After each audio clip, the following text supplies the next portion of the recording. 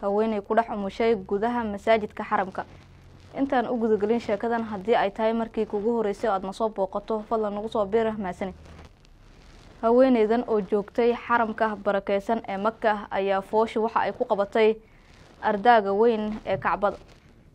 haweeneydan oo ka soo jeeda dalka Suudaan oo aan magaceeda la shaacin ayaa waxa ay xanuun ka dareemtay mandhicirada iyo saableyda hoose, iyada oo dhinac ka joogta ardaaga weyn ee Kacbada sida ay ku warantay warbaahinta dalka Saudi Arabia.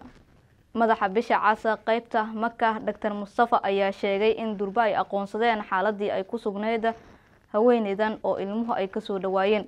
waxa uuna warbaahinta u sheegay in gudaha xaramka looga umuliyay haweeneydan dhalasho ahaan ka soo jeeda dalka Suudaan. waxa uuna intaa ku daray in dhalashada ilmahan yar kadib loo qaaday haweeneydan iyo cunugii ay umushay isbitaalka weyn ee Ajiyada General Hospital. waxa uu Dr. Mustafa ka codsaday dadweynaha in ay si degdeg ah ula soo xiriiraan lambarada bixiya gurmadka adeegyada degdega ah marka ay xaalad adag soo wajahdo si loogu soo diro ambulance iyo waxyaabaha la halmaala.